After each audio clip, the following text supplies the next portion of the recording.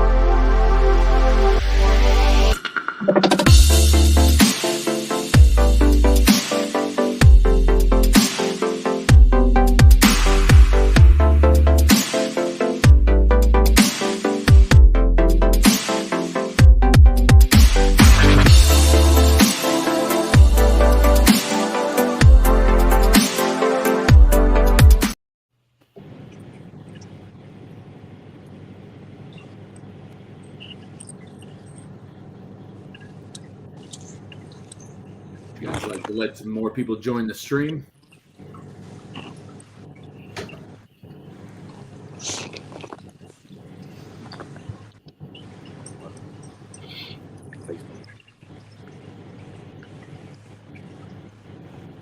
How's it going, everybody? I'm glad you can all be here. We'll give it a few more minutes for anybody who wants to join this live stream tonight.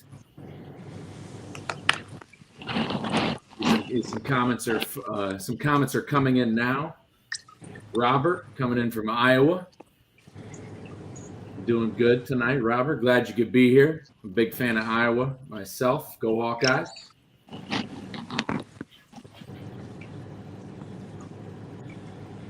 Yeah, make sure as you come in, feel free to come in on the comments. Say where you're coming in from, where you're tuning in from. Definitely glad to have you, Robert. We got a couple of them in here. Timothy, how you doing? Glad to have you here. How you doing, Tim?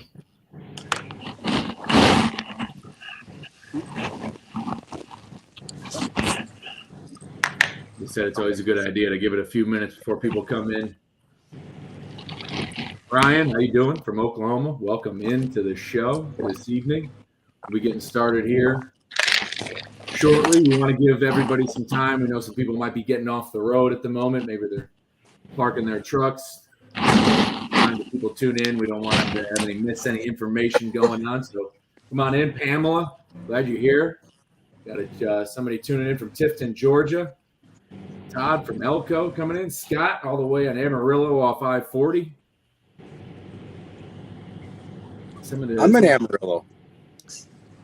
Oh, you're in Amarillo now? Nice. Yeah. You can I'll tell you we'll touch on it when it comes to parking, I'm sure, but you can always find a place to park in Amarillo, it feels like.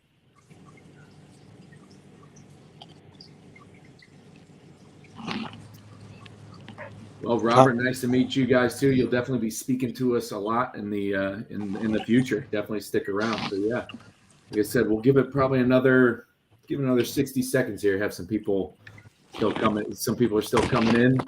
Mitchell coming in from Iowa. We have Jess coming in, representing an LGBTQ driver out there in Bowling Green, home of the Corvette. Welcome aboard. Scott says he's at the Pilot next to Petro, by the way, Jason. Cammy coming in from Georgia. Britta from Savannah. Give it another 30 seconds here. Sound good, everyone? That sounds good to me. Jay, you love the TA in Amarillo there? Wow, we got Pamela, we got Heartland Express, we got 40 of them watching us at Heartland Express. Well, hey guys, I hope you guys are having a good night. That's awesome that you guys are watching right now. Amazing. Yeah, it's awesome. Mitchell, you're coming in from Wolcott. Which Wolcott? Wolcott, Connecticut by any chance? Let me know. That's Wolcott. Yeah, or is it Walcott, Iowa? Is he at Iowa 80? Or is he at... That's got to be where he is. Yeah. But all right, well, hey, we got 40 watching from Heartland Express. We got the Trucker's View on here.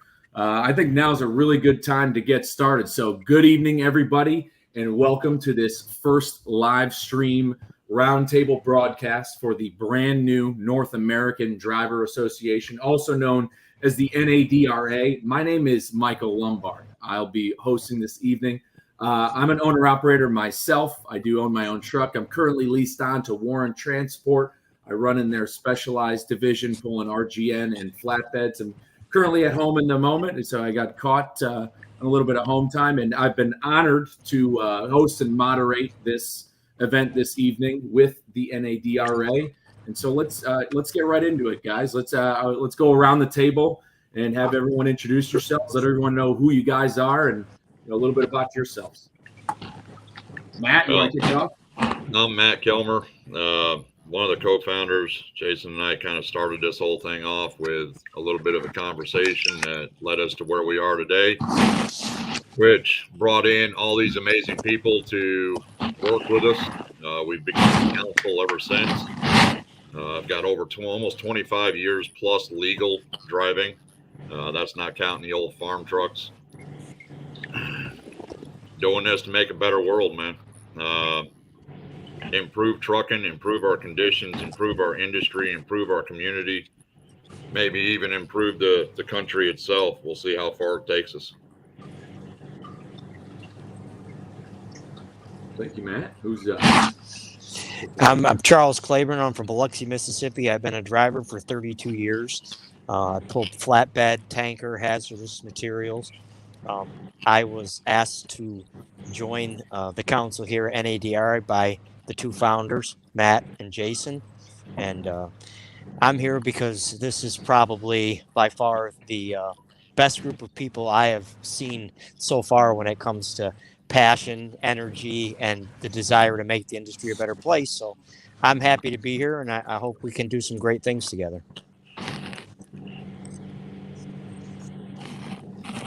moving along? Bob, Deb?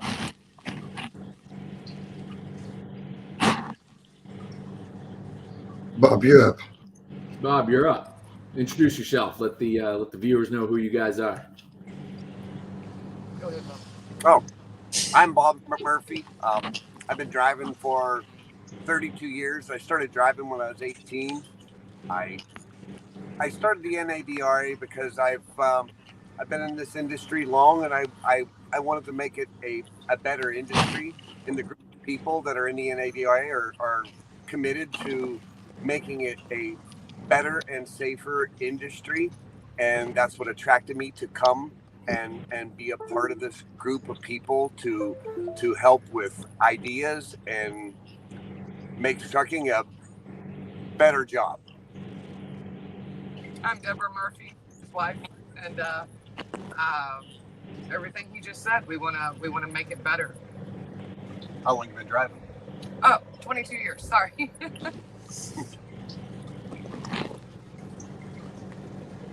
I am Juan Pablo Guerrero, Go ahead, and Pablo.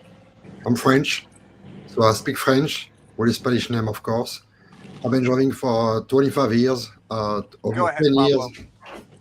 Tell me.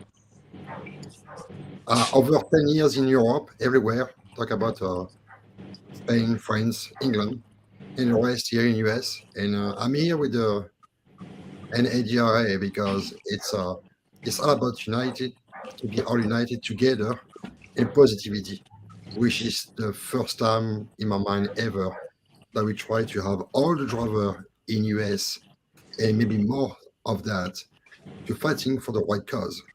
And if we are together, we can accomplish something. Awesome, Pablo. Glad to have you. Bienvenue. Merci. I'm Jason Vind, co-founder with Matt and Charlie. I've been driving since 1992. When I got out of the service, I got out of the service in July of 1992, and I was in truck driving school in August. I've done pretty much everything you can do in trucking, from being a company driver for a mega fleet, owner operator, to a fleet owner.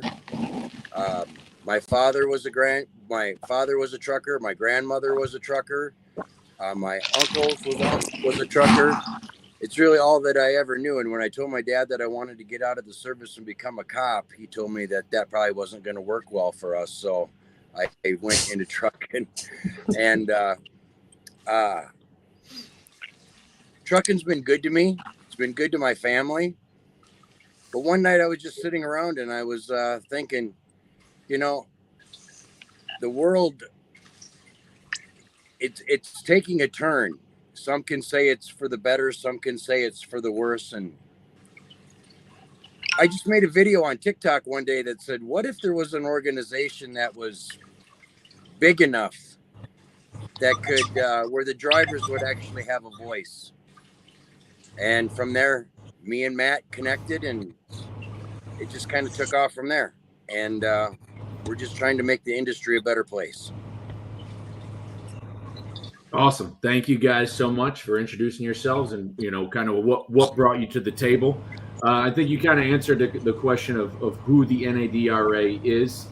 Clearly, you guys have formed a new lobbying organization out there that's started differently from any other organization. It started sort of on social campaigns, just as Jason was saying.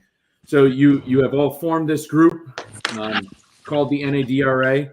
What's the mission? What's the overall goal right here? You've mentioned things along the way of, you know, uniting. Who are you looking to unite? Who is the N.A.D.R.A. going to serve? Every truck driver that's on the North American highways, and I do mean North American highways, Canada, Mexico, United States. We're one massive country, and the world rides in the back of our trucks every single day. We need to put away every difference that has separated us in the last 30 years and come together as a unified group. The one thing that defeats us on every front is we are divided and butting heads on issues we should not be doing.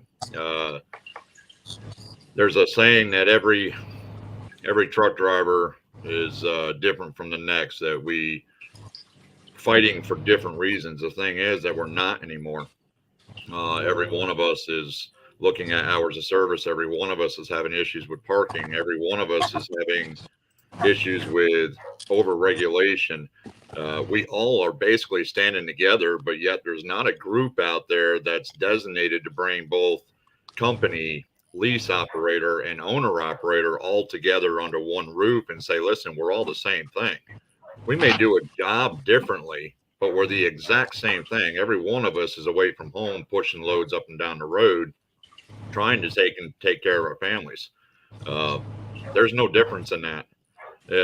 You color your skin, the religion that you practice, whatever it is, it doesn't make a difference. At the end of the day, we're all the exact same way. I'm not sure about the rest of my group. I believe we all about stand on the same exact thing. That's why we're all here, is making a difference, bringing everybody back together, getting rid of the separation, getting rid of the division.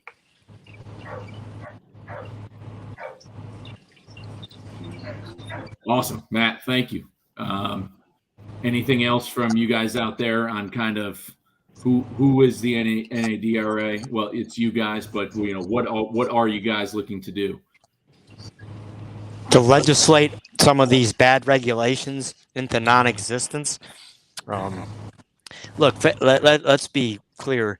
We are not the only organization out there, nor has there been other organizations. I've been part of at least a half a dozen that have come and gone. And the one common denominator that we have in trucking is Everybody thinks we're bucking for brownie points, or who's going to be the savior of the trucking industry and can preach the gospel.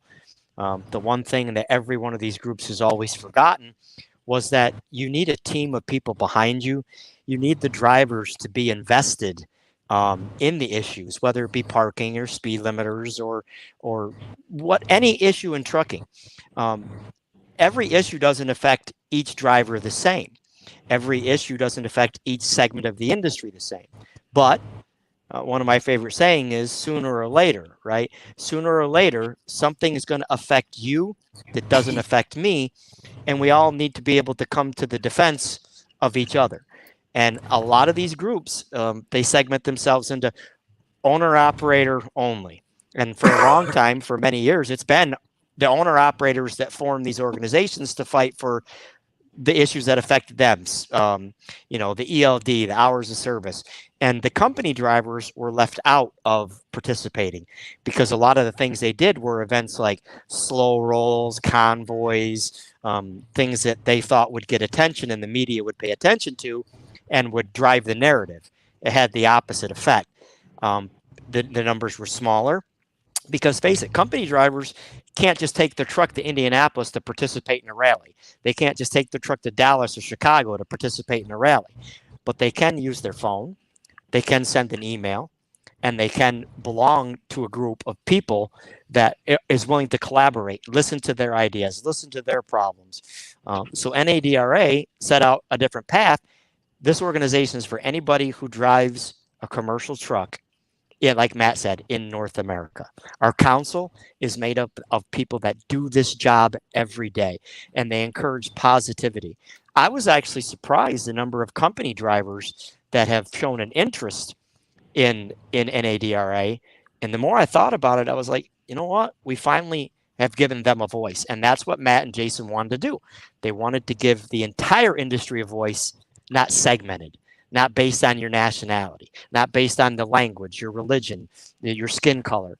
They wanted people to understand that out here, all we have is the guy to our left and the guy to our right, and we need to stand together. So N.A.D.R.A. is different in that aspect that they're all inclusive. You don't have to be an owner operator. You don't have to own your own truck. You can be a lease operator, a company driver, a fill-in driver, whatever. You drive a commercial vehicle, you have a say in the way the rules and regulations are brought about in this country. Oh, awesome. Very well said. So clearly you're looking to separate yourself from other organizations out there, represent company drivers. Now I'm reading there's another organization called the OOIDA, the Owner Operator Independent Driver Association, and their mission of the OIDA is to serve owner operators, small fleets, and professional truckers to work for a business climate where truckers are treated equally and fairly, to promote highway safety and responsibility among all highway users and promote a better business climate efficiency for all truck operators. It sounds like, on their mission statement on their website at face value, they're trying to, OOIDA wants to do exactly what you guys are doing. Now, what separates you from them? I will say this. OOIDA was formed in the 70s.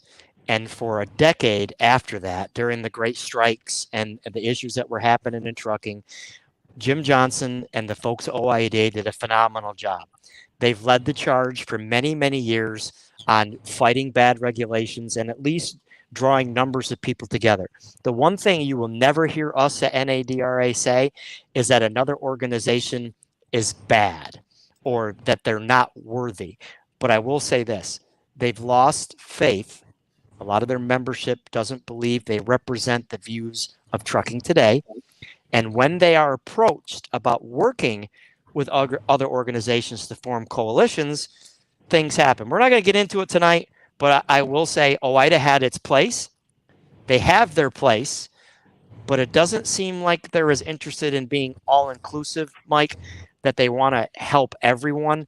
They want to help that 140,000 membership group that they have that are solely owner-operators. And they only want to deal with owner-operator issues, bad leases, speed limiters, hours of service. They don't really want to get involved in some of the things that we want to get involved in. if I could Jason, just come on. if I could just add something to that, one of the biggest differences that we have from the OOIDA is that, again, we talked that we're boots on the ground, drivers doing it every day. And the word on the street, the word in this parking lot tonight, the word wherever anybody is parked is that the OOIDA is no longer doing what they initially set out to do. That's the word on the street. Our organization was completely started via social media. We have social media presence on here just by one or two creators on one platform alone that have more followers than the OOIDA has members all alone. That's just one person. And that particular one of those creators is in the room right now tonight, carrying 170 to 180,000 people that follow them alone. With our 30 board roundtable that we have going on, our reach right now is at almost 500,000 people. And if we can get the drivers' opinion and what we truly are experiencing out here to be represented in DC, we feel that we have a shot to at least have an intelligent conversation with the people that make the rules, because the big business of trucking is very well represented. But does the big business of trucking really care about Jason in Amarillo tonight, or Bob and Deborah in Memphis, Tennessee, or Matt in Independence, Missouri? Or are they only concerned about profit margins and loss? That's where we're different. No, it's very well said. So it sounds like, and I guess to reiterate to any of the listeners or viewers out there, OIDA is sort of an exclusive type membership that lacks representation from actual drivers. It seems to be that there's not a lot, like there are drivers who are members who use some services that the OIDA offers, whereas N.A.D.R.A is actually compiled of drivers all across the industry looking to bring information and bring some hopefully lobbying power to lawmakers in Washington D.C. or to state levels as well. So that's mainly the main difference. Now you mentioned big companies. That's another organization out there, and I'd say it's probably the largest, which is the American Trucking Association, the ATA. What makes the N.A.D.R.A different from the ATA? Who are they, and what separates you guys from them? That's actually kind of easy. ATA's had 90 years to get the job done.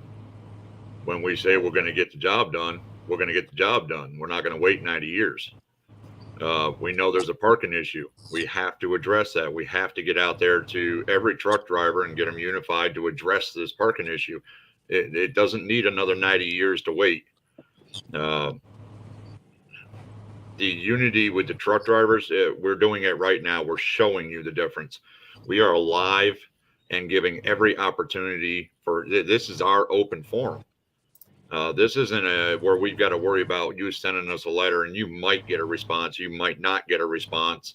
It might be an electronically filed response. We're here to show you, and we will continue to do this, that we are here for the truck drivers out there on the road. We are all truck drivers. We want to hear your voice. We need to hear what you need done, what you think needs done, so that we can take them to the council and we can figure out the direction they need to go in or come up with a solution. We're face to face. We want to shake your hands. We want to get to know who each and every one of you are out here on the road. We want to know your concerns, your worries, your what's going on with your family. Are you not making enough? What's the problem? We want to know that information. We're not pushing anybody aside. We're here to show you where, you can see us. You can look in our eyeballs right now. You can tell when we're serious, when we're not serious. But that's what we're here to do. And that's not what you're going to get with ATA. I beg of you, please call ATA and ask them for a meeting and see what happens. Voice your concern. You might get back some fancy email or letter in the mail 6 months later stating thank you for your concern, just back the ATA. Or you're going to get something back later down the road saying, we appreciate you. We'll take it further down the road. Charlie? You're muted, Charlie. Charlie, you're on mute. yeah, I just saw a question, and I'm sure Mike saw it, and I'm sure everybody saw it. It's there on the screen, and I just want to address it quickly so we don't waste a lot of time on it. Speed limiters. There's nothing really that can be done right now short of calling your representative and telling them how you feel. Understand the information, understanding that split speed limits cause more accidents than they save, that distracted driving is more dangerous than speed is right now. More people die in commercial vehicle accidents and in cars because of distracted driving than they do because of speed. But to answer your question, we have prepared a legal avenue here at N.A.D.R.A. We are prepared when they make the announcement to take steps then. But right now, you can't fight something you don't know. We don't know what the proposal is going to look like. We don't know what the speed. We only have guesses. We know that the ATA supports a 70-mile-an-hour speed limit max, and that the safety groups want 65 to 68 set max. So the ATA, you just heard us talking about, the most powerful trucking organization in the nation, they're going to get what they want. So I'm pretty sure we're going to see speed limiters fall between 68 and 70. That's a given. And for those that keep saying, well, it'll never happen, I'm going to point you to a little thing called the ELD. Everybody said that would never happen. Pablo heard it. Jason heard it. Matt heard it. Bob and Deb heard it. Mr. Lombard heard it. I heard it. We all heard it. We started, some of us that, like I said, I've been part of several organizations. I've been an advocate for 26 years. When we started warning people about speed limiters in 2014, this talk started. When we said, well, they're going to let that go. They're going to get this ELD device thing. So by letting the speed limiter discussion go, they would push the ELD in MAP 21. Everybody said, never going to happen. It's my truck. It's my personal vehicle. It can't happen. Awesome. Well said, Charles. Glad we eliminated the speed limiter issue. Yeah, that it was something I had thought about touching on later on, but it is there is nothing that can probably be done right now. Somebody in here left a comment that actually described exactly what you guys are talking about, what you are right now, which I guess is the best thing, is that right now the N.A.D.R.A. is 100% volunteer run and volunteer based. And so I think that is why that there's a lot of traction that's probably going on, which is really awesome. Now we've touched on it. We've been, people have mentioned parking. There's a lot going on talking about parking in the comments. What is the N.A.D.R.A. going to do about addressing the parking issue? Bob? I'm pretty passionate about the parking. The parking issue stems into a lot of things. There's a lot of problems when it comes to parking. It's become dangerous. So it's because of your ELD. You're driving throughout your day. And when you're driving throughout your day, you have a timer. And that timer's ticking all day. And if you try to wait too late in the evening, there's not enough spaces. There's one spot available for every 11 trucks. That's the government statistics. The government counted the parking spots and they know how many trucks there are. But what they don't know is how many trucks are where at what time in the country. So if the majority of the trucks are on the East Coast and not on the West Coast, that's even less. You have even more trucks without a parking spot. And what you end up having is guys hurrying in a parking lot that may be new at this industry and they haven't honed their skills and they're not great at backing up, but they're looking at this clock and it's making them hurry. And everybody, if you hurry and you're not very good at something, you're going to make a mistake.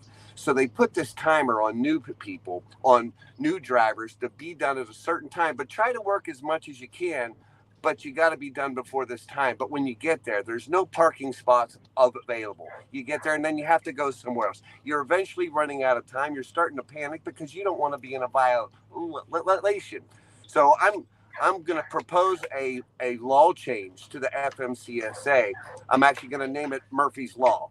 Murphy's Law, just number one, well, there already is a Murphy's Law, but Murphy's Law is when you get to a truck stop and there is no spots, well, now it's Murphy's Law. You got to go find somewhere else. It's if anything can go wrong, it will go wrong. So my proposal that I'm going to try to advocate for and try to get people to support is to make an amendment to every electronic logging device So when you get to a truck stop and the parking spot is full, that you will be able to hit a duty status change that will mark your location so you can travel without penalty to the next available safe parking spot, whether that be a rest area or a truck stop.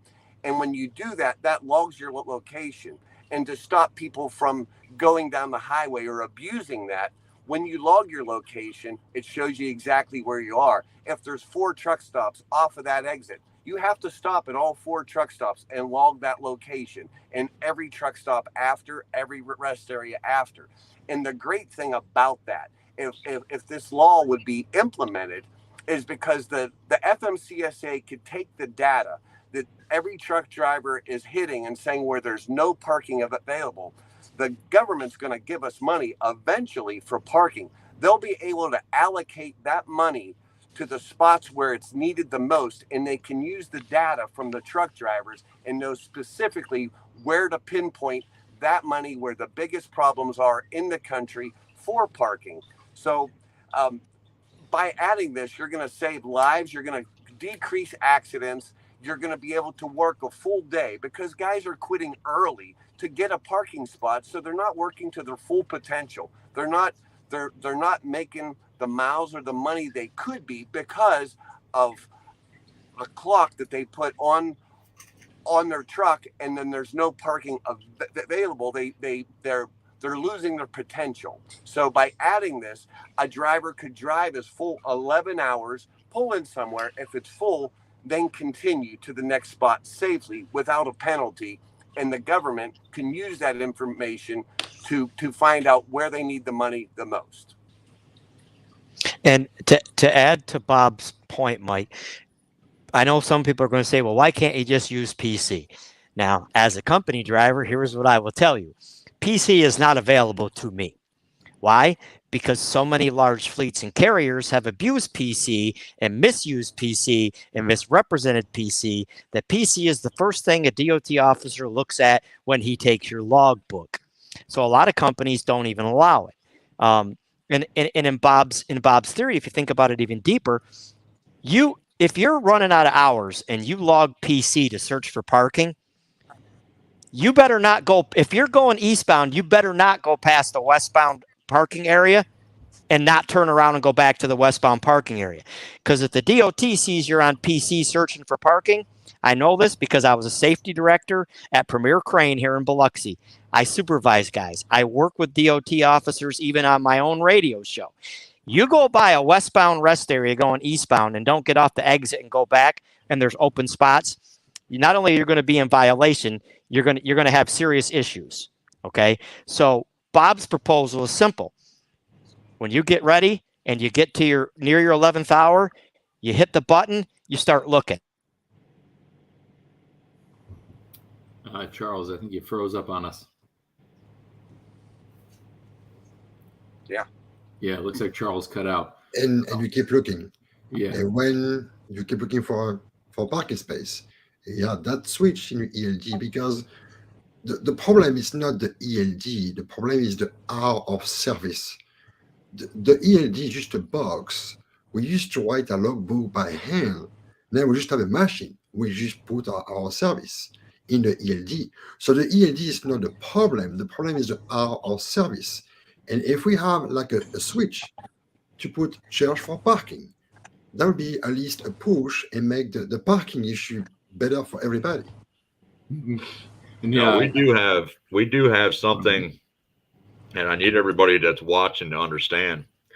N.A.D.R.A. already has a letter of exemption. It is actually up on our website. You can go to it, NADRA2022.com.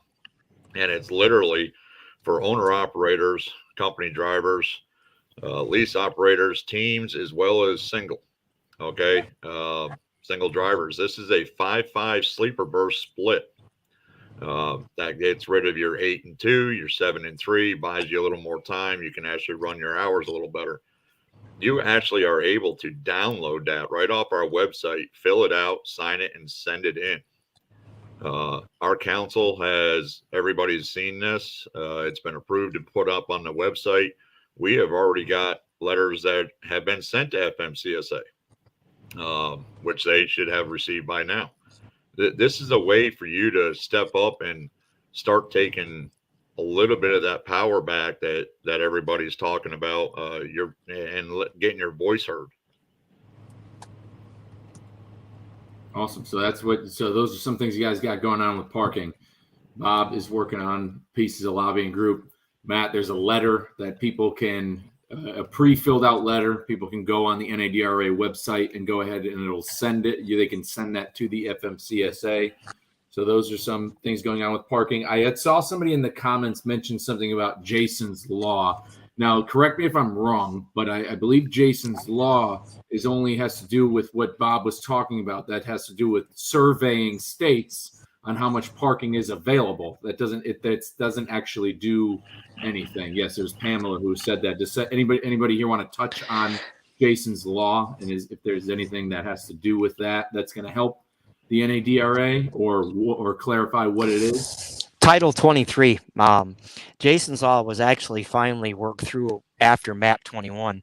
I only know this because I was personally invested in Jason's Law. Jason Rivenberg, his wife Hope, and the babies, and her father-in-law Butch.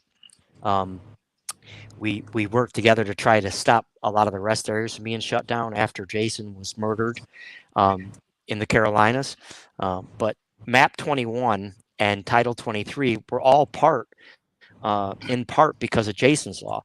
Jason's Law was supposed to allocate X amount of dollars each year to truck parking, to safe truck parking. But I think we all know, I'm not going to get into it. We'll move on to the next subject. A lot of money was allocated for studies. A lot of engineers made money. A lot of survey groups and companies made money. A lot of sign companies made money. These signs you see when you're coming up on a restaurant, it says 10 spots available, 5 spots available, parking low. That all came out of Jason's Law. So money has been mishandled and money has been poorly spent in the pursuit of safe truck parking.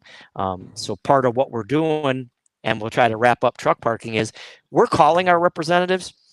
We were in support of Mike Boss' bill before the end of the year, but like you all know, first of the year came, that parking bill's gone. So we're on to the next thing, and we're going to work even harder because we have an entire year to lobby our representatives to make sure that they allocate money for safe truck parking. They're the ones that keep saying truck parking is a safety issue for communities and for people on the interstate. Why is it truck parking is the only thing when it comes to safety they don't want to mandate or put money into? They'll put it into ELDs, they'll put it into speed limiters, they'll put it into making our lives difficult, but they won't put it into the one thing that they preach is about safety, about fatigue, about people being able to lay their head down after a long day and not worry whether they're going to get shot, robbed, or run over. I get very passionate about the truck parking because that's how I got into advocacy, is because of Jason Rivenberg's death. It was close to home. I knew the family. I know how hard Paul Tonko, the congressman, worked to push this and get us the money, but he's only one man. Right? You've got these representatives that are in DC right now, they've got to look out for our best interest and the public's best interest. And they're not doing that, not when it comes to truck parking. It looks like Catherine here Catherine Sue commented that drivers also need to be aware when states are asking for comments to address parking. So you've mentioned things about calling representatives. It's a new year. There's new legislation. What does the N.A.D.R.A, what are you telling listeners and members? Which legislation should they be calling their representatives about? Who should they, what should they be telling their states about when it comes to addressing the truck parking issues? There's something going on right now in Congress that they can get grab the attention of. Is there a bill that addresses the truck parking issue? The Ship It Act that just came out less than 72 hours ago. And again, let's keep in mind, everybody keep it honest. It's not a bill yet. It doesn't even have a number. It's a proposal, okay, by Costa and Johnson. Okay, that's all it is. It's a proposal. But in that proposal, there are a lot of, Matt and Jason, feel free to jump in. We're going to dive into it at N.A.D.R.A, but what we do know is this, and Pablo's got it held up. See, there's no bill number. What we can tell you is if we let this bill go, without participating in the conversation, calling our representatives, studying the bill, adding our insight, working together as an industry, we may not get another chance for 4 more years. So why not support Johnson and Costa? Think about that. You got a Democrat and a Republican agreeing that they need to do something about the transportation industry, about trucking. So we should support them as an industry and offer insight. And we're not going to get into what we're doing, but N.A.D.R.A has a plan. We started discussing it today, and we're going to work with what these two representatives have thrown down, because there's some good in there and there's some bad. But I think together we can navigate that and take some of the good stuff out of there. Here's a problem what a lot of people don't understand is when the representatives come into a new session or the new vote is cast, anything prior to that that hasn't passed through basically gets shredded and thrown out the window, which is HR 2187, which is something that N.A.D.R.A was hugely backing up. We really wanted to see 2187 go through because it was $755 million that was being allocated to truck parking alone. And that was to refurbish some of the rest areas out there, build a few new ones. When we started diving into it, we started realizing that $755 million really isn't going to go far when we're looking at numbers and seeing numbers out of different states that we researched where rest areas are costing 11, 12, 13 million dollars just to refurnish, not to build completely new ones, just to refurbish.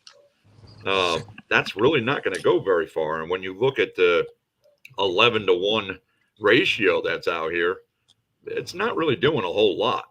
It's doing something, but it's not doing a whole lot. So now we got another proposal. 2187 is basically shredded. It's thrown out the window. We got another one. Again, they're talking $755 million again. Now that $755 million was supposed to start in the beginning of 2022. Funds were supposed to be begun being allocated. So we've gone yet another year, no funds, no safe parking. We've got folks like ATA and OIDA who know what's going on out here. They're not foolish people. They're very smart. So they know that our truckers are facing sleeping on shoulders in the middle of absolutely nowhere with no safe lighting, no protection, no way to protect themselves. So yeah, N.A.D.R.A is about ready to step up, and we will accomplish it. Not if, not when, we will. And we're gonna put our boot down, and we're gonna go toe to toe to whoever we got to get these bills passed. I just wanted to add on to that for the audience that's listening and anybody, the question came up. We're 30 members strong as far as our roundtable, and we dissect these bills or these proposals paragraph by paragraph. But what can the driver do, owner, operator, company driver, what can they do to help us get to where we need to be? And that is just simply called the DC switchboard, which I think I don't have it right in front of me right now. Charlie probably knows it by hand. And all you have to say in this conversation is where you live, and they will connect you with your representative. And then you just ask to speak to the transportation aide that's working with that representative. And all you have to do is let them know that you want your voice heard on the issue. You don't even necessarily have to know the name of the bill. You just need to let them know that the drivers out here on the road are waking up and that we want to be heard. Us at the N.A.D.R.A are trying to connect the dots so that strength comes in numbers. And when the time comes that the fight really gets heavy, then we'll ask for the funding that we need in order to make whatever campaign it is to go forward. But you don't have to pay $30 a year or any kind of a monthly fee to get the information from us that we need in order to make the industry change.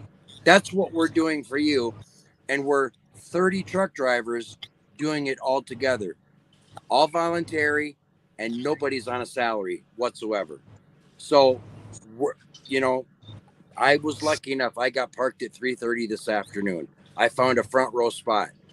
But as we all know, Amarillo, Texas will fill up later tonight because everybody's headed west for Monday morning. No, well said. So there's a lot going on with parking. There's a lot people can get involved with. I guess, they can all reach out to you personally and directly to get to get touched in on these issues. And I actually, there was a comment that was up on the screen earlier from WM On Time Trucking, and he's kind of getting me into it. Wasn't this comment. I appreciate your passion, WM On Time, in all caps. I love it. But this person was mentioning, because it was leading me into the next topic. He was asking if truck parking is going to continue to be an issue within the next 2 years. Guys are leaving the business in droves because they can't make a living on certain rates and $5 a gallon fuel. We could touch on rates and fuel prices, although rates and fuel prices aren't that where it affects the owner-operator side of business. It doesn't. You guys are in company drivers, and one of the biggest things that involves company drivers and owner-operators who lease on to carriers is there's a massive turnover issue in the industry. And so my question to you all is, what does the N.A.D.R.A have going on where you're going to tackle this issue of driver turnover? Because at the current numbers and how it looks, companies are hiring 3 drivers for every 1 position. That's what some of the data shows. There's a lot of companies that are up in the triple digits of turnover rates. At this point, 400,000 CDLs are given out per year, yet there seems to be an issue of turnover. It's not a sustainable, these numbers aren't sustainable. What is the N.A.D.R.A going to do to take on the issue of turnover? Fix the definition. Fix the definition. Absolutely. The definition that the DOT has and the definition that the Department of Labor has when it comes to truck drivers, the way we're classified, we have to have discussions as an organization, not just with people about trucking. We need to talk to the people of the Department of Labor, which we're working on, because the Department of Labor classifies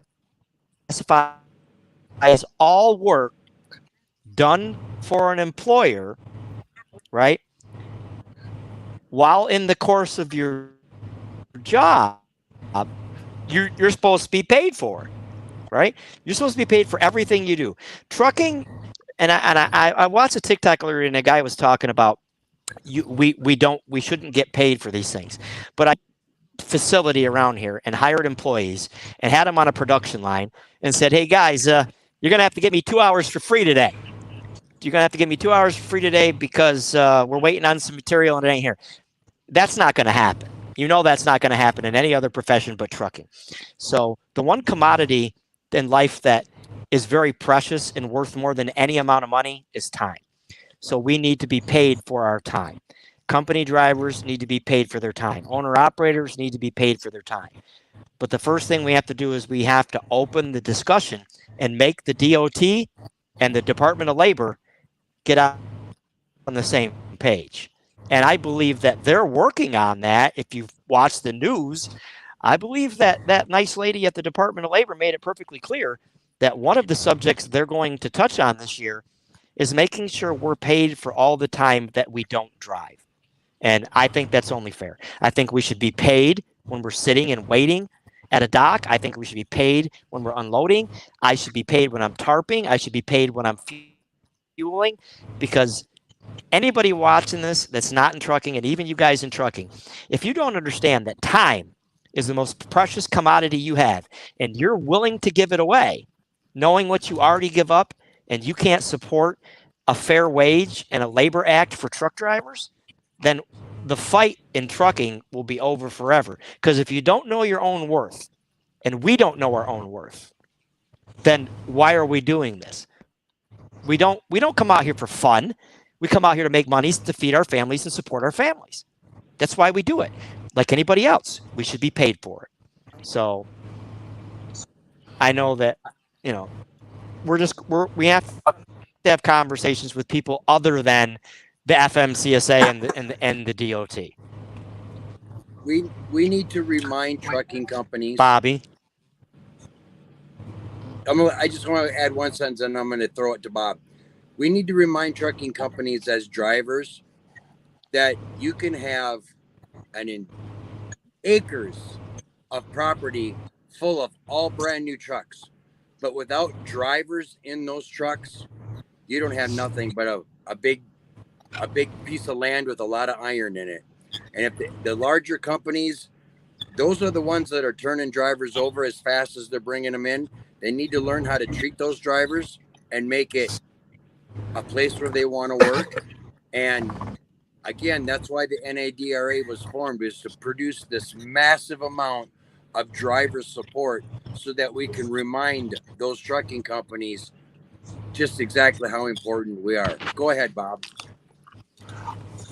Going back to the being paid for your time, it would also help the supply chain crisis.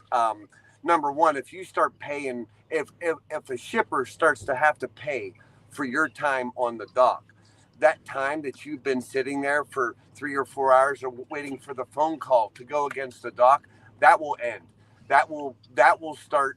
You will start going to shippers and receivers, and because it will cost them money, that will happen much quicker. So economically, that's also better for the supply chain, better for my time and everyone else's time out here. The second I pull up to a dock and I get to there at my appointment time at 8 o'clock, and the clock starts ticking and they have to pay for my time, you think, well, guess what? They're not going to want to pay for that time. So they're going to start making sure they schedule properly, that they're not going to waste anybody's time, because it's going to cost them money if it does. So therefore, you're going to get loaded, and things will move much smoother, and it won't cost the consumer any more money, because all that time will be scheduled more properly.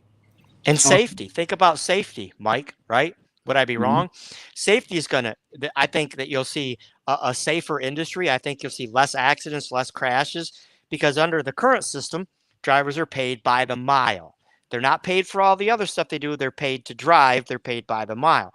So it's a target, right? A lot of these young drivers and company drivers, and even you older guys, go ahead and deny it if you want.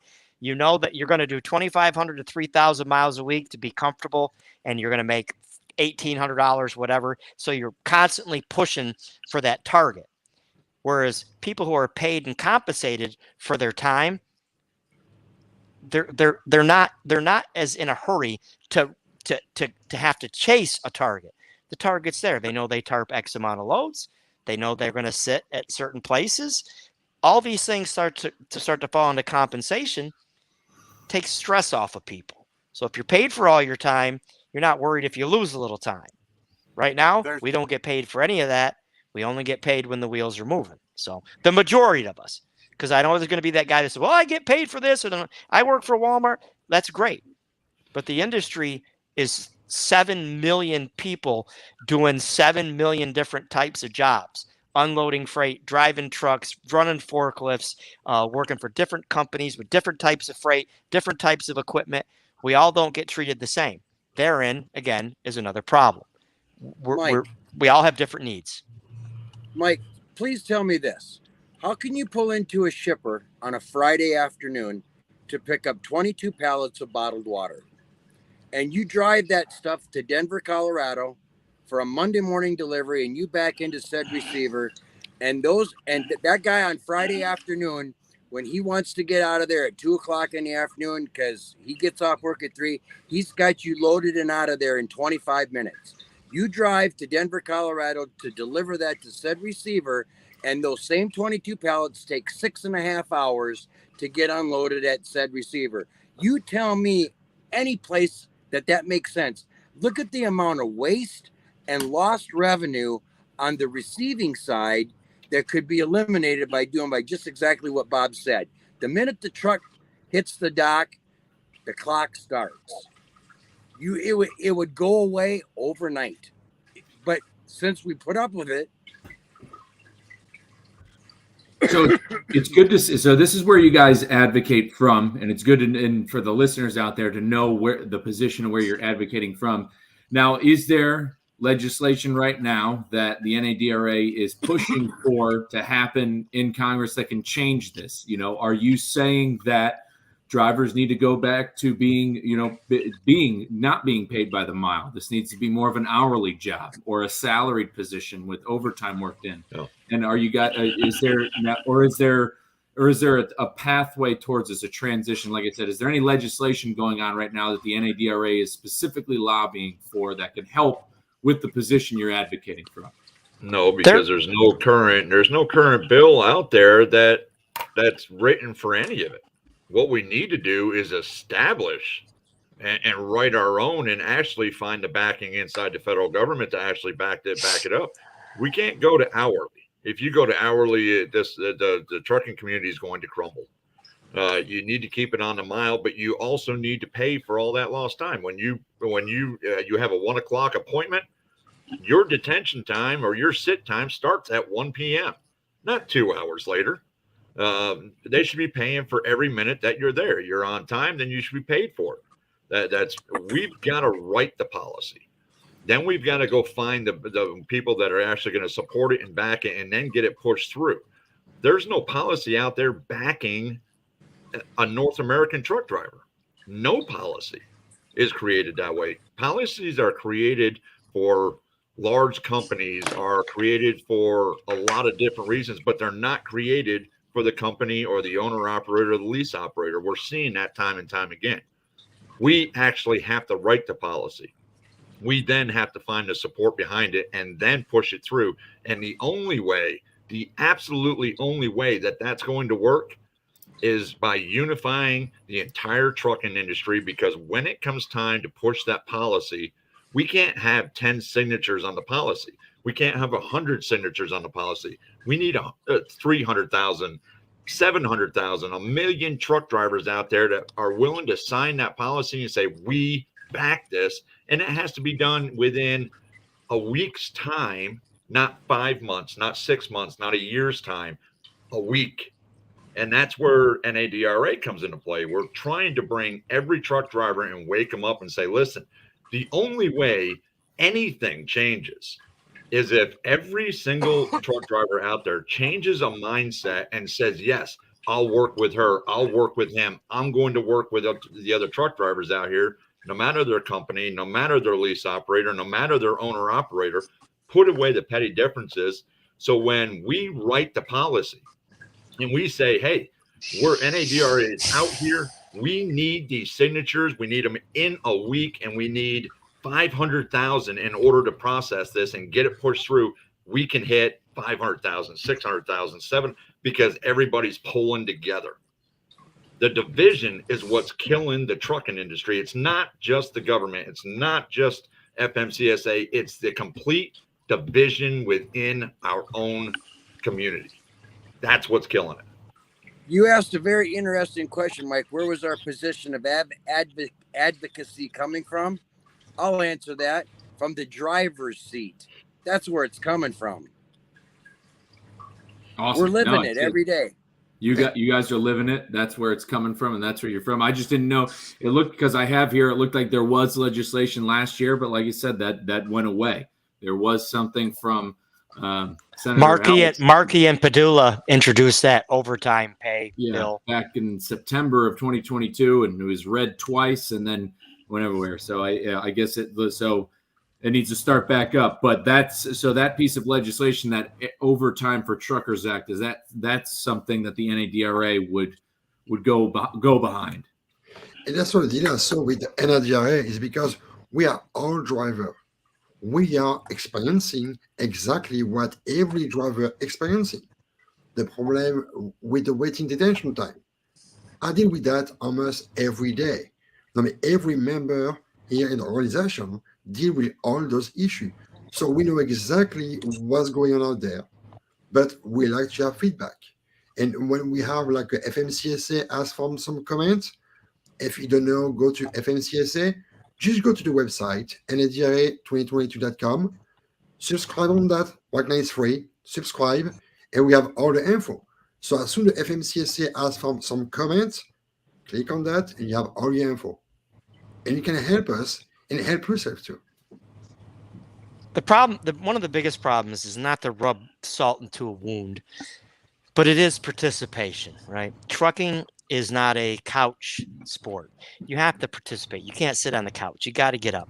So when you hear people talk about brokers and broker transparency and people are upset about the rates, there's several different schools of thought. But the bottom line is if you're unhappy with brokers right now and you're unhappy with the rates and you think that something's going on, I can tell you right now in 2020 and 2021, truckers went to DC about this problem that people are complaining about right now, this very problem.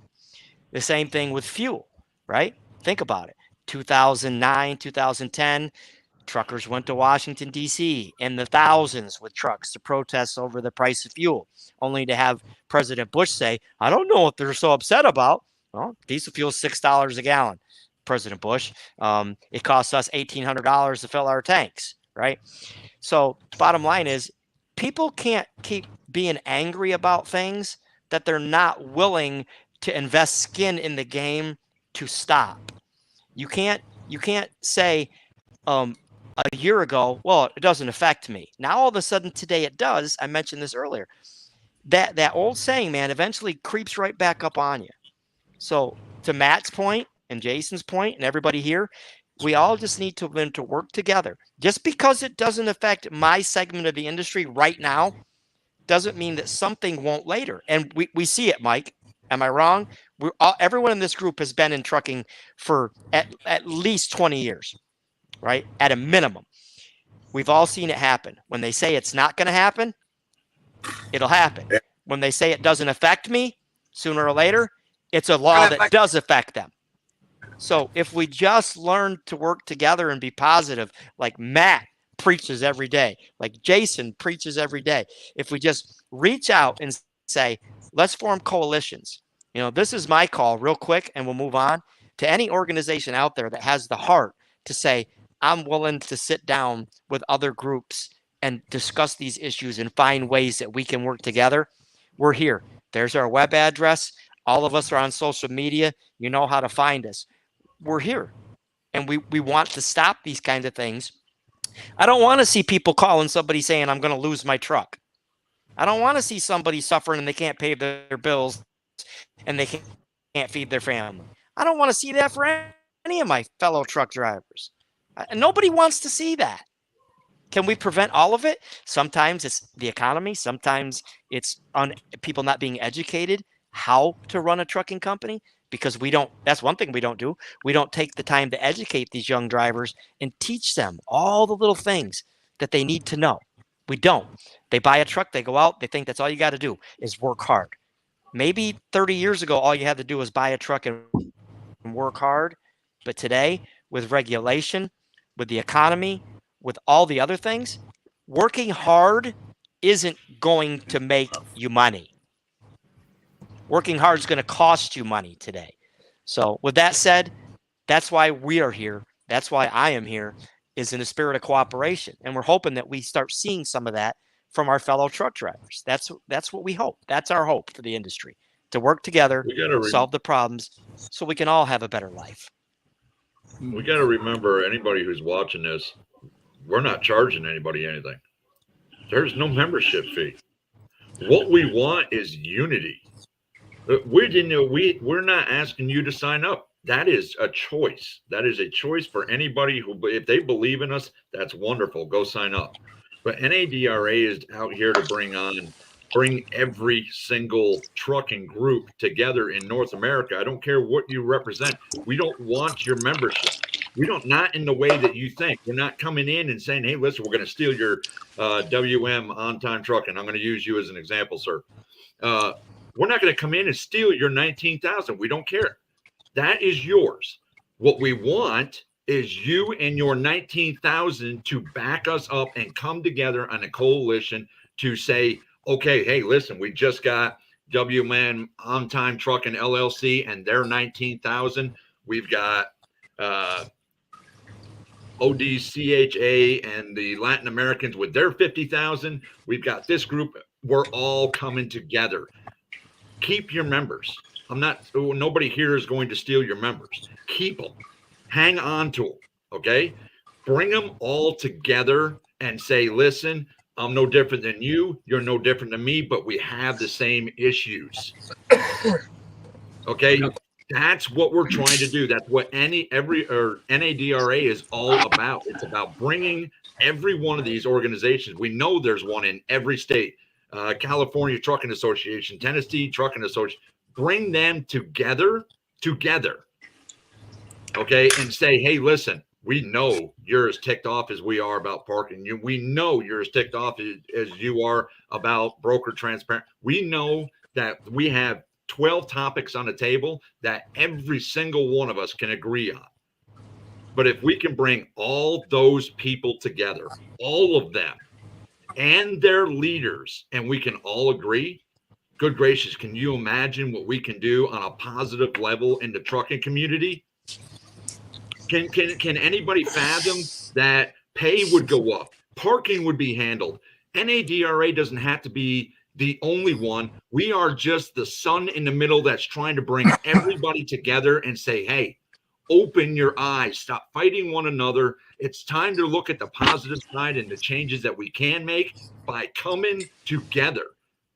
1 million voices, 1 million voices, 1 million truck drivers. Can you imagine the change that we can make? And we're not asking anybody for anything. We are doing it ourselves. Yeah, brother. We are That's doing what I'm it. talking about. Everything that we are financing is coming out of every single one of these drivers' pockets. I'm watching guys that are sacrificing $500 out of their pockets and worried if they're going to lose their truck the next week because they believe in N.A.D.R.A that much. That's the center. That's what N.A.D.R. truly is all about. We are the sun in the middle. We are trying to draw everybody together using positivity, using light. Forget the negative crap. Forget the darkness. Let's put it all aside because it's time. If we don't, it's all over. We lose. This is our last year. This is our last year. Matt, that's very well said. And you actually kind of that whole thing. I love it. It's firing me up. That walks me into actually what I was gonna ask you. And you've been mentioning it with Unity. And I said this before. There's over 3.5 million truck drivers in the country. At least that's what the numbers are around. And what's wild is the OOIDA, which claims to be a representative, as you said, of all drivers. They only have about 150,000 members of 3.5 million truck drivers. What you've differentiated by saying you want to actually work with these organizations now, but marketing, that's the thing. You need the unity. So where is the N.A.D.R.A at with marketing, with that getting people on board? I think a lot of the issues in the industry and why the industry is so preyed upon is because of the government and other people bank on the fact that drivers they're not trained as well. They're not as educated as well. They're not in the know on these things. So how is the N.A.D.R.A going to get out there to be able to reach guys that have them come on board so we can have this unity? Our marketing, Connie Chavez, Drea Lombard, Davey Sanders, WM On Time Trucking LLC, Breda Nohawk, Timothy Arrington, Married to the Road. That's our advertising right there. These people who have signed up to follow N.A.D.R.A have full faith that what we're doing, they actually see past everything that the paperwork and the readings and the ideas that we're coming up with, and they see the core and they look at it, go, wow, that's a group. These are our advocates. These are our advertisers. Bob and Deb, Jason, myself, Charles, you, sir. You and I have spoken several times. Pablo, these is where our advertising is. We don't need to put $1 million out there. Davey Sanders is going to talk to a guy tomorrow. Possibly. Davey, I'm guessing. Davey Sanders will talk to somebody tomorrow. That's going to go into somebody else's ear. You know, word of mouth is faster and it will spread like wildfire, faster than any advertising that we can put up and waste anybody's money on. So it's a fully grassroots. Yeah, that's where we got it. You're looking at a fully grassroots way to complain. You're not looking for any sort of any money to market or paid ads or paid advertisements. This is a strictly grassroots organization that's looking. Money brings greed, brings corruption, brings a change in the course of the organization. It will literally destroy an organization. We've seen it time and time again. Once money starts coming in, once funding comes in, the mindset of people starts to change. We don't want that in here. Oh, don't get me wrong. We have a website, that our website, we're going to have a little store in there. That little bit of money that little store is going to generate is going to help us with policy writing. It's going to help us to have an attorney on board. It's going to pay for that stuff. But there ain't anybody on this group that's going to receive a dime, because every one of us is already making a paycheck. We don't need to receive a dime from anybody. We're earning our way. We've committed when we started this about being transparent. And yes, bigger projects require bigger funding. But once you become a member of our organization, N.A.D.R.A 2022.com, you will be able to go into our website. You will be able to look exactly where our finances stand. You'll be able to look at exactly where our finances are going in and out. And yes, certain campaigns will require larger funds. But as our membership grows and the belief in what our campaign is doing and building the trust at the grassroots level and knowing that we don't have a 6-story building to pay for and we ain't got a CEO that's making $450,000 a year, when we ask for $1 or $2 or $3 or whatever it may be, based on our membership size and our reach, if you have 500,000 members, a $10 bill buys you a lot of leverage in Washington, D.C. I was going to actually bring that up because I know you've mentioned about how you're not taking any money, but the money question will always come up eventually. And these were just numbers I was looking at before we hopped on. You can kind of look up how much money is in the lobby. There's a lot of websites where you can find out where politicians take money from, and there is money that gets lobbied in D.C. There's a total of $14,635,738 that are spent in D.C. That multiple groups, that's combined, that's not one organization. And at the top of the list are the organizations we talked about, with the ATA at 2.19 million and the OIDA at 1.359. In reality, that's actually not a whole lot of money when you put it next to the oil industry, or when you put it next to the sugar industry, or other big or tobacco and things like that. So there's actually an opportunity here to outbid some of these organizations when it comes to lobbying. But I mean, that bars the question. You're coming from a position of not asking people for money, but what's the future, and what does a winning strategy look like for the N.A.D.R.A to become more self-funded, so that way their voice, because money is a voice in DC, and how are you guys going to get there? When how do you see that bridge being crossed? Well, let's just boil it down to simple numbers. Let's just say that we could get 1 million members, just for the sakes of conversation purposes, right? So each member, then let's say our yearly fee was $10 million or $10 a piece. So now we got $10 million in the bank. We have an outside accountant that tracks every dollar that we spend. There's no salaries being paid. We have a law firm on retainer that handles the legal end of anything that the organization is involved in. And we have an onboard lobbyist in DC that's doing whatever that they need to do. And if you say that there's $2.9 million available amongst several organizations, I guess bringing $10 million to DC out of one organization makes us the big dog in town then, along with the support and the policy of all the drivers in the industry. And we don't have to do slow rolls. We don't have to take time off. We don't have to do anything that jeopardizes our family, because we're all out here student. We got the people that are on our payroll doing the business needs to be done in Washington for us. And as long as we're honest with the audience and with our members, it should all be a trustworthy situation.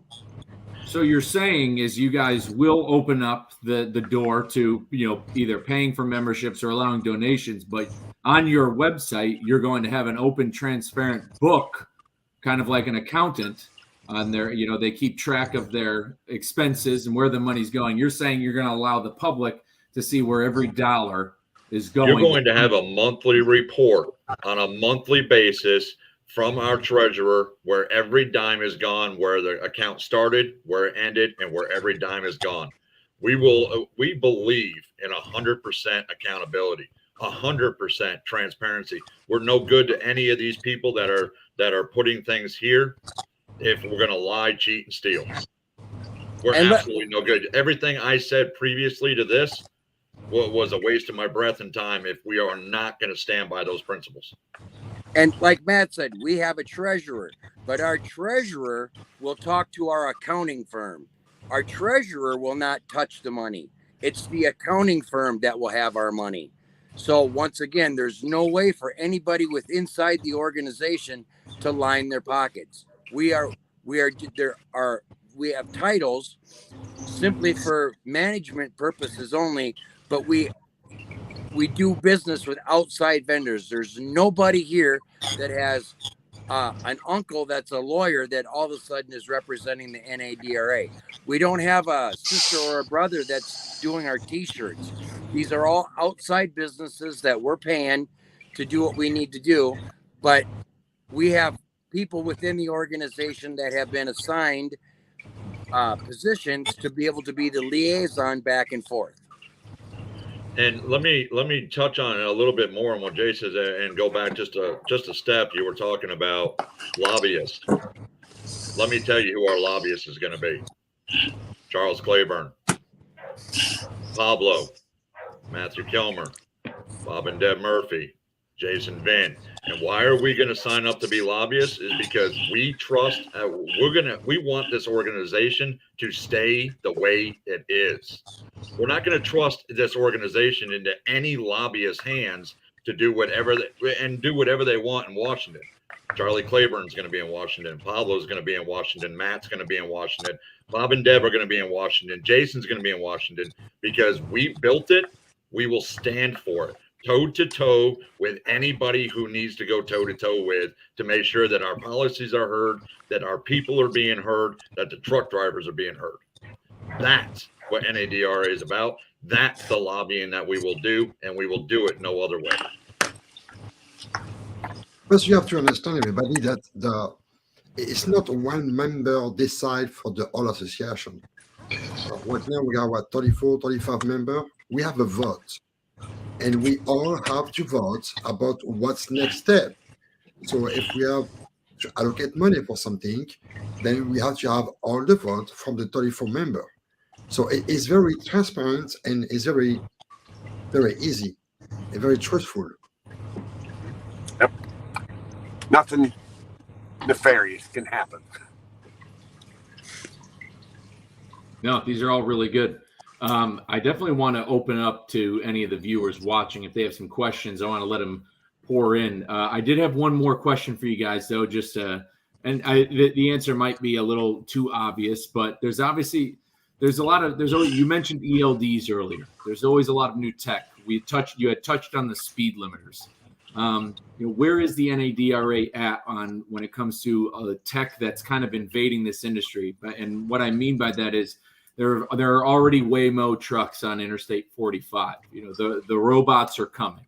What information does the N.A.D.R.A have on this sort of technology? Where's it going? And what are you guys going to do to make sure that truck drivers can keep driving their trucks before the robots take us out?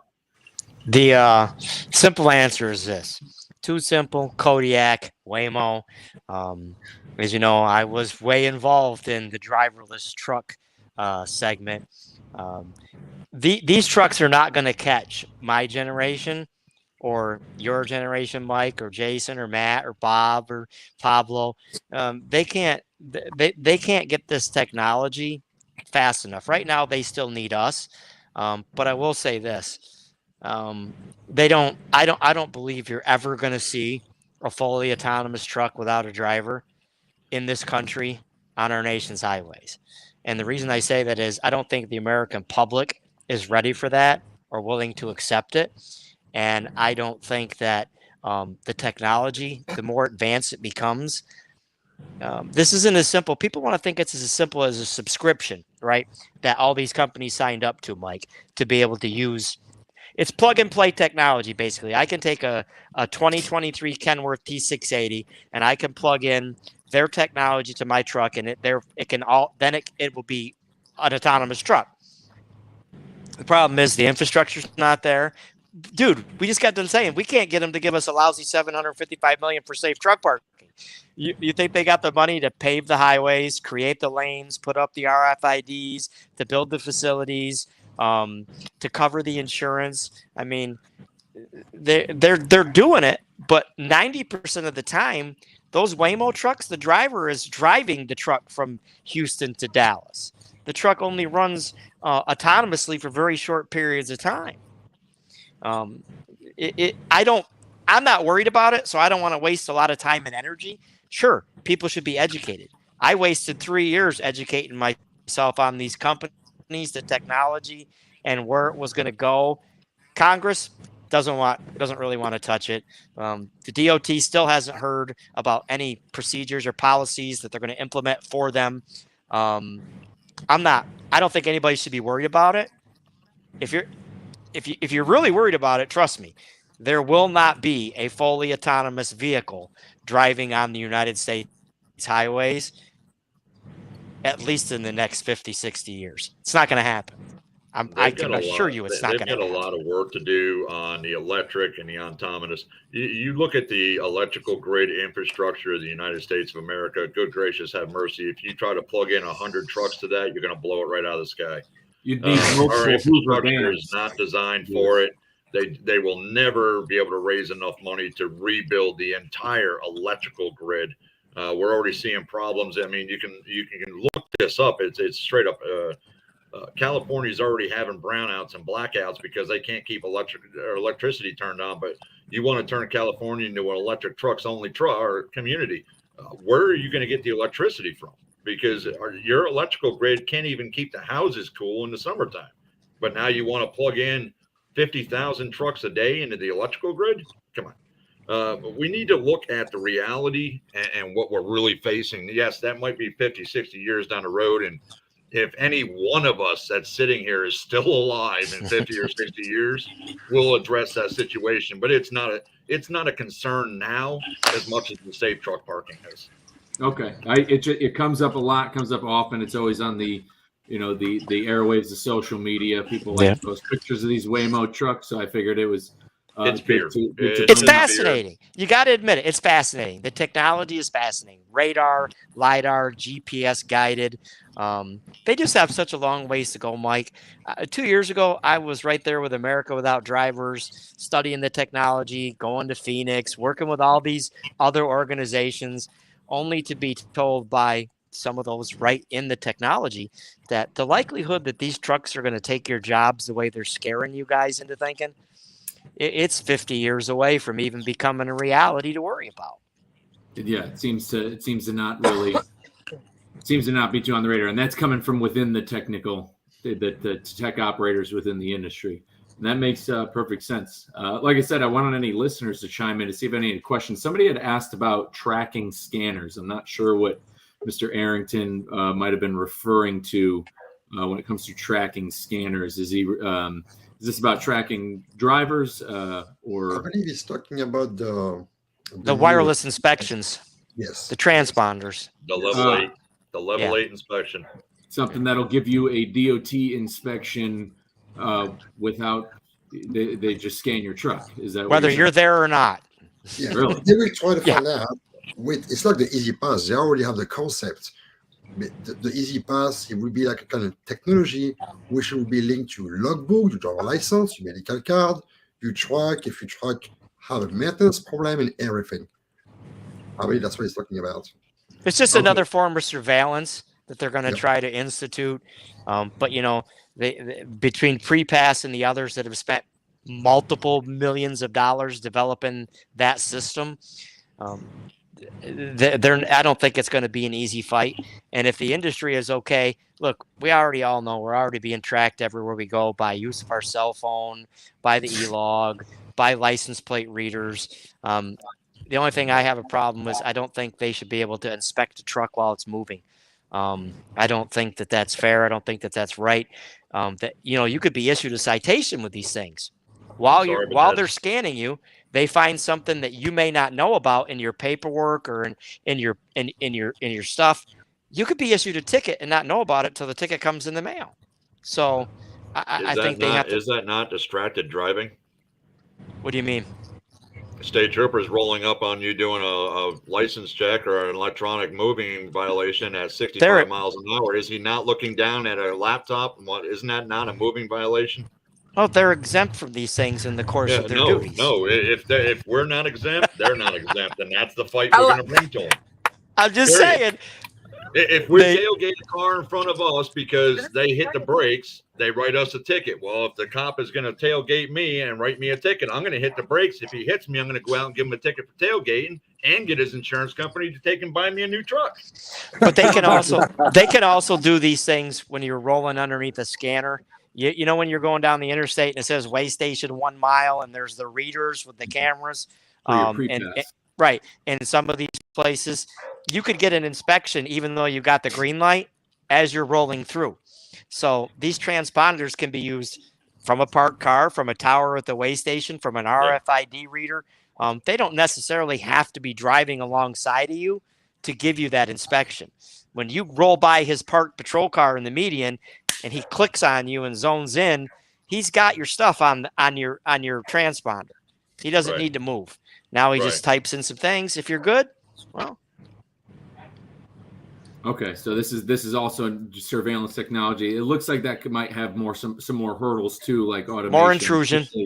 Especially because the hurdles would have to pass through a lot of states. There's a gentleman on here, Mr. Brandon Weiss. He actually mentioned something. This ties into turnover.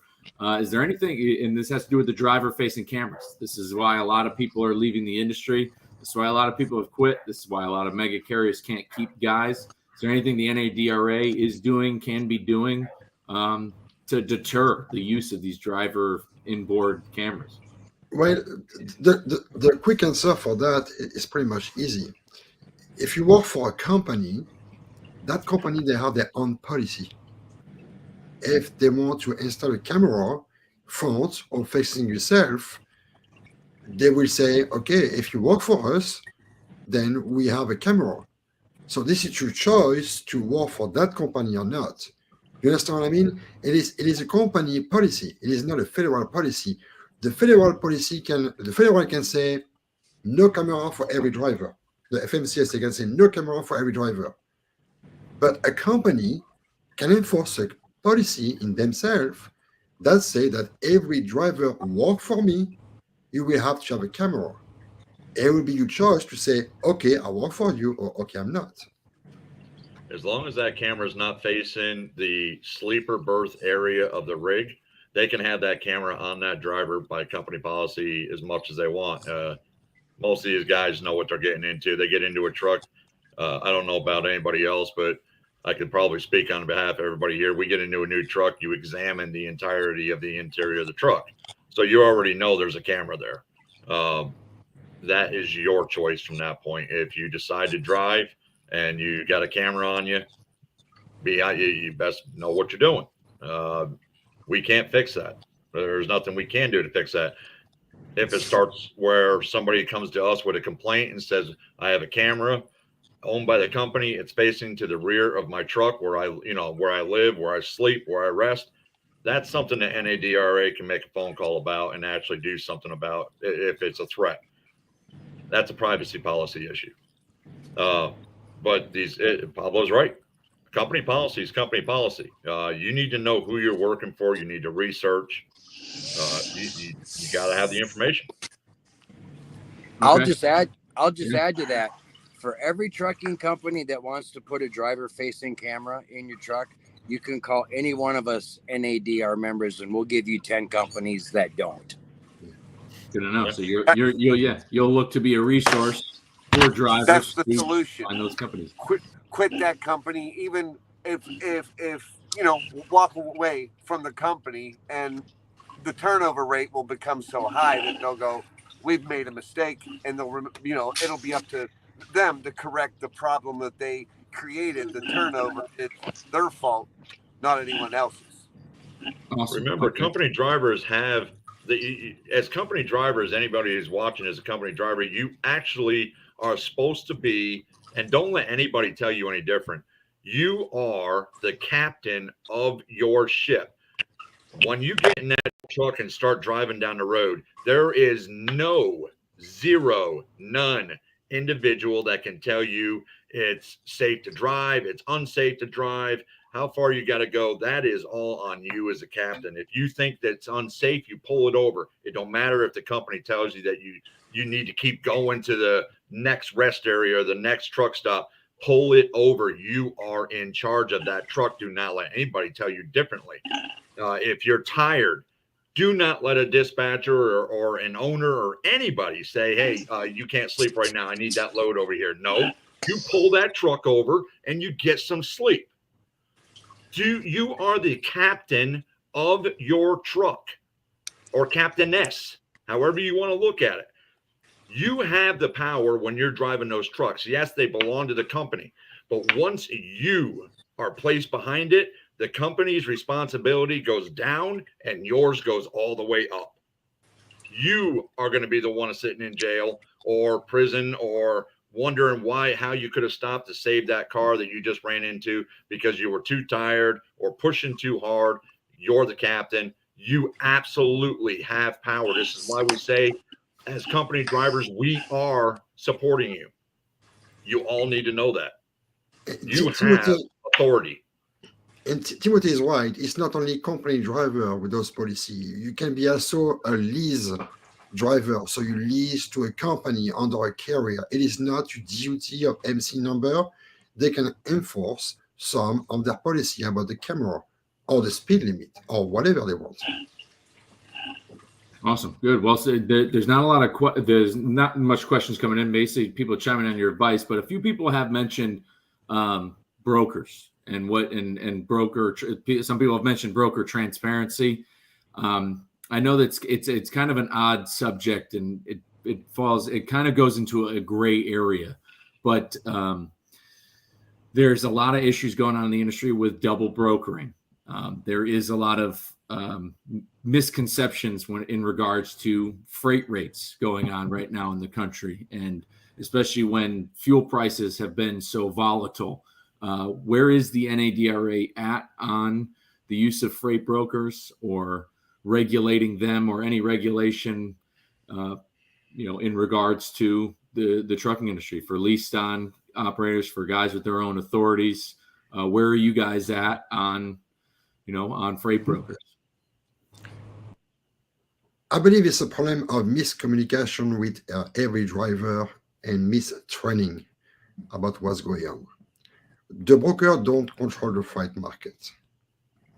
The only person control the freight market is the carrier. If a carrier decides to pull cheap load, you will have cheap load for the rest of your life. If the carrier do not pull cheap load, they decide to run what they deserve to, what they need to be done, then the problem is gone. So owner-operators, the N.A.D.R.A. comes from a position of that owner-operators need to kind of realize that they're the ones in control. Now, Mr. Arrington has said, how do we combat brokers without government interference? And I think you kind of answered his question. You need to control the market. But I mean, I guess my question to Mr. Arrington would be, I mean, the government's already interfered with the trucking industry. So, where can we come on the ground? Where can we come from to go against brokers when we're the ones being regulated as they remain unregulated? Let's see. What we need to do is, again, we're going to go back to the unity thing. We're going to go back to, this is why we're called North American Driver Resource Association. We need to get these resources, this information out on the website, and we're going to be doing that. It takes a little while to make sure we got all the accurate information. As far as the broker transparency, we're already seeing a problem with that. We're seeing the brokers are fighting back, saying we shouldn't have to give this information out. We're seeing the trucking community fight back and say, yes, you should. If we want to take it out of the government's hand, we have to go back yet again and talk unity. For every 5 people that don't pull for a certain broker, 35 more do. If you're not going to bring unity together and sit there and say, okay, there's 3.5 million truck drivers in the United States of America. We've got another 500,000 up in Canada. We got another 500,000 down in Mexico. Those are rough averages, obviously. But if you all aren't going to come together and say, hey, listen, this brokerage right here is on a consistent rate, bringing everybody down. They're dropping rates through the floor. They're actually one of the worst. And all 4.5 million truck drivers don't say we are done using them, and whatever happens to them because of what they've done. Nothing's going to change. You have to stop everything and force them to wake up. Sometimes you need a wake up call. You don't need to strike. You don't need to do it. All you've got to do is stop pulling those loads. Those loads that one broker is covering that you say no to, eventually what they're going to do is whoever owns those, the shipper or the receiver, is going to call 3 other brokers saying, hey, listen, they can't even move my loads. I need you to move this load. And all of a sudden you're going to see the price come up just a little bit. And you're going to see the price come up a little bit more. We need to do this as a group, not as individuals. You can sit there, Mike, and say, hey, listen, I'm not pulling for this group. And I may be in a position where I'm in that area. I'm forced to get out of there and have to take one. Or they're paying me a little better than what they were going to pay you. So I take the load. That defeats the whole purpose. So we need everybody. Again, this is where unity comes from. This is where N.A.D.R.A is moving on a regular basis toward unity. If we can unify, if we can put away the differences, the ridiculousness that's divided us over the last 30 years, which is going to be very hard to do. But if we can accomplish that, changes in the industry will be phenomenal for every truck driver. You're going to see people doing better, being able to afford a better truck, being able to do better upgrades on their truck. You're going to see safer equipment. You're going to see happier men and women out in the trucks that are not so stressed anymore. You're going to see rates come up. You have to stand unified in order to make a change. And I believe everybody here, that's why we're here. As I'm saying to Mr. WM on the time trucking LLC, it's like we as a driver control that, because if we are all together, we can do everything. Absolutely. Not just the broking staff, the broker staff, the rates. We can do everything. Parking, our service. They say it's over. No, it's over when the driver says it's over. If we are all together, and we will be together, we can do a lot of things. So anybody who didn't hear what Pablo said, I hope you heard that and it gets in. We are living by that logo. I love that logo. Oh, I so love that logo. It's putting a smile on my face just thinking about it. It's the fight will never be over until N.A.D.R.A says the fight is over. Bottom line. That's right. That's right. Absolutely. No, I think that's well said. I think unless you guys have anything else that you wanted to touch on, we're almost at an hour and 40 minutes here. I would want to field one more question if you guys did have time. Somebody mentioned holding bad drivers accountable. People have mentioned new drivers.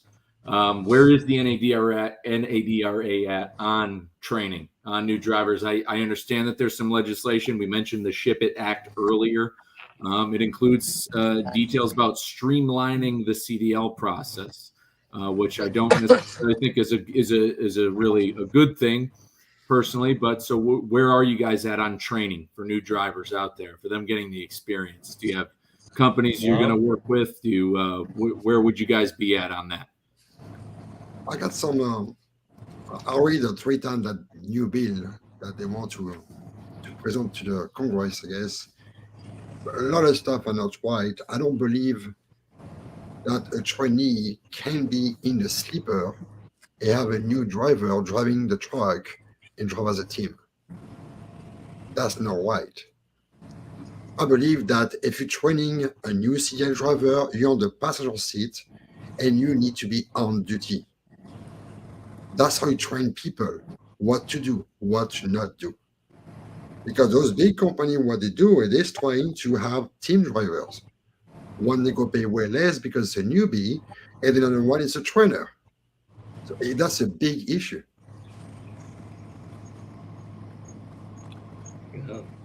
Anything else from you guys on driver training? Anything you're working on? Driver training, I'm going to say this really quickly. Driver training has to change.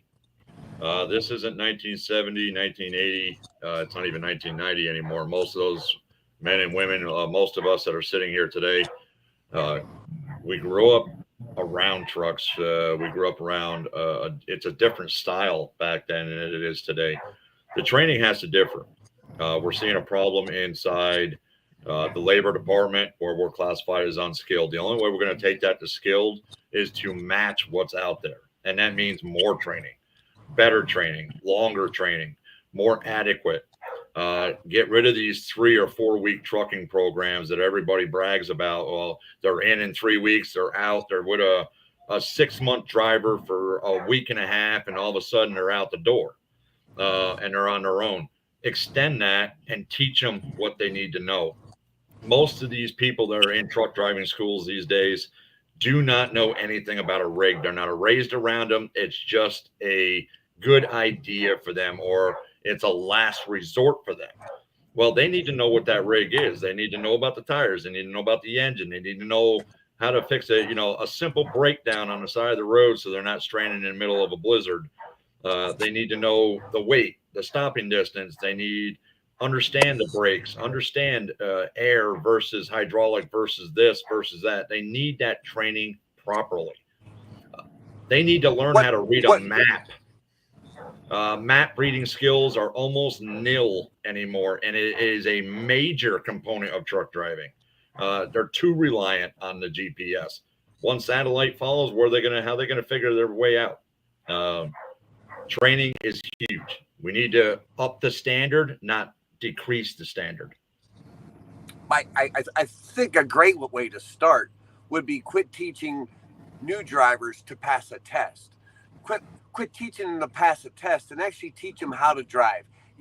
Talk to drivers, talk to people that are coming in this industry, and quit saying, well, to pass the test you have to do this. To pass the test you got to do that. So people are learning the bare minimum to pass a test to get out on the highway and share it with the general public. And they'll stand on that. Well, I passed the test.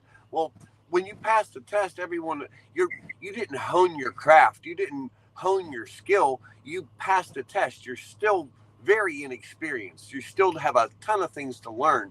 And these people are getting out of school and they're going to these companies and they're driving 3 weeks or 4 weeks, and then they're making that person a trainer for someone else that's new. They have a month of experience or 2 or 3 months of experience, and they become trainers themselves. That's mind-boggling. I've been driving since I was 18, 32 years, and I think I started to get good at year, 3 or 4 years. You start to really learn. You learn a lot. You learn about your truck. It takes a while. There's a lot to learn about this industry when it comes to your truck, the laws that are different in every state, the equipment that you have, how it works, how do I identify when it's going bad, the training, and of course you don't have time. You can't spend that much time, but just spending the time to train someone to pass the test. You can't expect the highways to be safe at that point when you put someone on the road and go, well, they passed the test. That's not enough. I know when I went through school and passed my test, I passed the test, so I'm a driver now. I got in the truck with my boyfriend. He was the one who trained me, not Bob, another guy. But as soon as I got in the truck, he was like, take everything you learned in that school and throw it out the window. And I was like, I don't understand that. And the next day I almost killed us. Then I understood why he said that. But yeah, they're not training. They're training you to pass a test. They need to train you to drive. They need to train you out here on the real world, what really happens out here. See, we need to focus. The base of the problem is it's a skilled job. As long as we are unskilled job, we have the same problem. Example, I am from Europe. I start my CDL in Europe. In Europe, in France, you have to, it's a skill job to be a driver, a skill. So you passed a CDL. It takes you 6 months to go to school. You are not just learning the CDL, you're learning about your truck, how you change tire, how to fix an air leak, how to put your oil, how to change your wiper light, headlight. You're almost a mechanic guy. And when you're done with your 6 months, you go on the road. After 1 year, you come back for 2 weeks. And the problem is that it's a skill. If it's a skill job, then that will fix the problem. You got to get moved. So N.A.D.R.A will work to try to change the categorization of truck driving to being considered a skilled job. And I think that that's where some of the probably hurdle is in the training. Okay, good.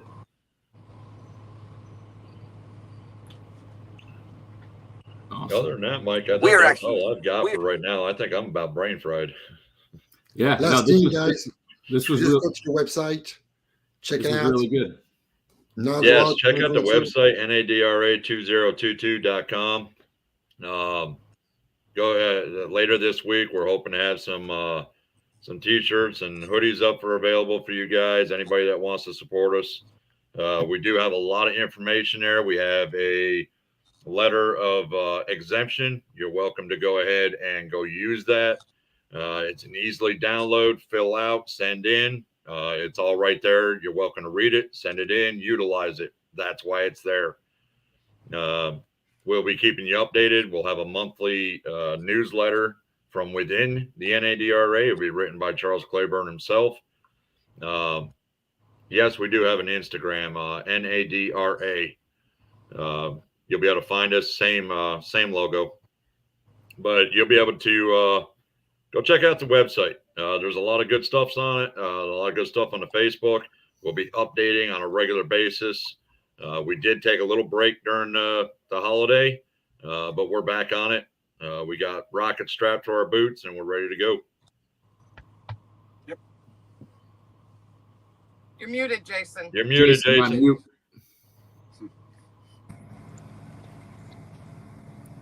Now you're good. Oh, no, now you're muted.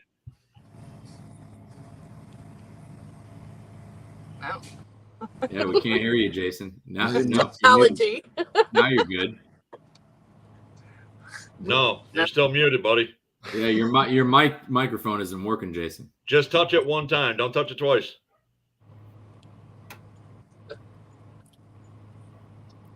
Nope. No, we can't hear you now. No. No. I can read your lips. Yeah, I'm pretty good at it. Go ahead. I'll translate. Well, while Jason's trying to figure out his technical issue there, I would like to say, we're asking everybody to support us and come with us and do this and do that. We also need to clean up our act. I've seen a lot of comments about trashy as far as parking is concerned, as far as us throwing out our trash, pee bottles, this and that and the other. And that is so very true. And that's why a lot of people or a lot of places don't want us to park there, is because everybody throws out their trash and drives off and leaves it. Well, their workers or whoever it is has got to go clean up that. And that is absolutely downright disgusting. I mean, I've seen people with parked at a truck stop with a trash can right outside their door right here, but yet they just throw it out on the freaking ground and drive away and leave it. And that's one of the biggest problems why people won't let us park anywhere, is because we're trashy assholes. Yeah. So when you see somebody and hold them accountable, go ahead and confront someone. Hey man, pick up your trash. Yeah. Hey, let if we all start, help, speaking up and speaking out to stop it, maybe we can have a better outlook. The public will see us better if we start policing ourselves and saying, hey, the receptacle's over there. Yeah. Go throw your trash away. Just throw it away. It's easy. Just walk over, throw it away. It's easy. Lead by example. Yeah. Brita, no walk. This looks promising. All the right topics with a focus on unity. That's never going to change, Brita. Never going to change. We are locked and loaded. I've got about 20 years of good fight in me yet. So I'm in this for the long haul. They're all in this for the long haul. We're not going nowhere. No, this is awesome. Still can't hear you, Jason. Still can't hear you, Jason. We do apologize. But no, I think that about really wraps it up. The address is on here. I want to thank you guys again for allowing me to host you guys, to introduce you out there on this live stream, and letting people know that they can find you out there. For those of you guys listening, all of these people available, if you can read their names, you can find them on social media platforms. You can find them on their website. You can go to their Instagram, their Facebook page. They're very responsive, and they're looking, they're looking for you. Every member of this organization is looking to speak with you about anything you need. So yeah, thank you guys for allowing me this opportunity to host you guys and ask you some challenging questions. This is good, and we'll do it again very soon. Thank you so much, Mike. Appreciate you. Thanks for having us, Mike. Have a blessed day. Yes, be safe out there. Peace. TNCRadio.live is a proud partner of the N.A.D.R.A. We are so proud to be part of TNCRadio.live. This is a radio channel that provides commercial drivers with up-to-the-minute details that they need to be safer, smarter, and more successful over the road. TNCRadio.live does this by providing accurate and timely traffic, weather, news, and entertainment via the driver-designated programming throughout the broadcast day. Charles has his show here on Thursday nights called Highway Fever at 7 p.m. Central, 8 Eastern, and Larry and Angie Baum also have their show on TNCRadio.live. You can listen to their show, Taillights with the Bombs, at 7 p.m. Central, 8 p.m. Eastern. So if you're looking for a great radio show that has to do with the trucking industry, that provides live traffic, weather, news, and entertainment program, visit TNC Live Radio today.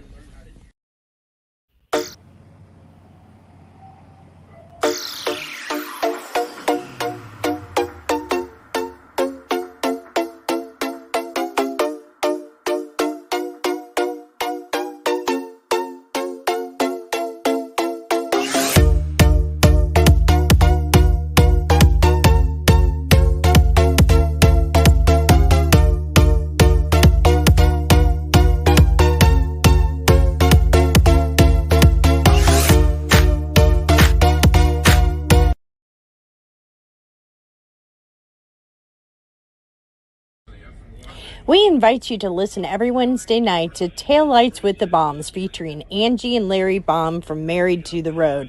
Every Wednesday night, they feature truckers from all walks of the industry, getting their stories from over the road. So please be sure to join Angie and Larry Baum on TNCRadio.live every Wednesday, 6 p.m. Central. See you there.